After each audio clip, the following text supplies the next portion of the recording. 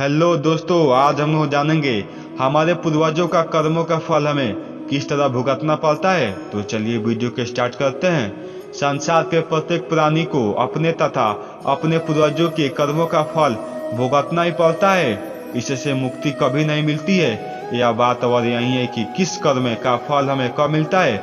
जो कर्म ज्यादा होता है उससे बाद में तथा जो कर्म कम होता है उससे पहले भुगतने को मिलता है। वैसे इसका कोई एक पैमाना ना होकर परिस्थितियों तथा दैविक कृपा से निर्धारित होते देखा या सुना गया है।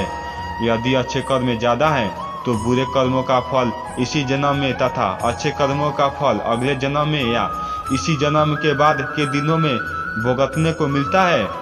यदि बुरे कर्मों का ज्यादा है तो अच्छे कर्मों का फल इसी जन्म में तथा बुरे कर्मों का फल अगले जन्म में या इसी जन्म के बाद के दिनों में भुगतने को मिलता है। अध्यात्मक तथा लोचकार में यह बात कही गई है कि जैसा बीज बोएंगे वैसा फल काटेंगे। गोस्वामी तुलसीदास ने कहा है, जो मनुष्य का वंशज उसका पुनर्जन्म होता है। बच्चे अपने माता पिता का वंश होते हैं और उन्हीं का दूसरा रूप माने जाते हैं। उनकी सोच और स्थिति के अनुसार बच्चों का जीवन भी प्रभावित होता है, लेकिन इससे भी कहीं बहुत अधिक हर व्यक्ति का भाग्य और दुर्भाग्य भी अपने पारिवारिक कर्मों से जुड़ा होता है। इसलिए संभव है कि कोई मनुष्य अपने कर्मों और स्वभाव में अति नेक दिल के हो, लेकिन उनकी परिस्थितियां हमेशा उसे चुनौती तथा दुखों को सामना कराएं। वहीं ऐसा भी संभव है कि एक अत्यधिक क्रूर व्यक्ति भी अपने भाग्य के बल पर जीवन का हर सुख पाए और हर चीजों उसे आसानी से मिल जाए।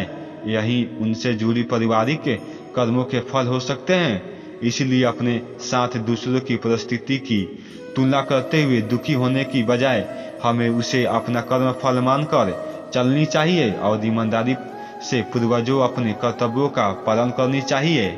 इसलिए अगर हमारे साथ ही उपयुक्त परिस्थितियां है तो हमें समझने चाहिए कि अपने परिवार के कर्मों से जुड़े हुए हैं।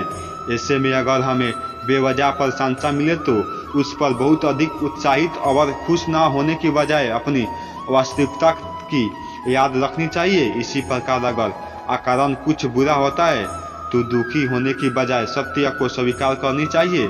जो हो रहा है उसका आकलन होने की करनी चाहिए और अपने दिल की पुकार को ही सुनना चाहिए।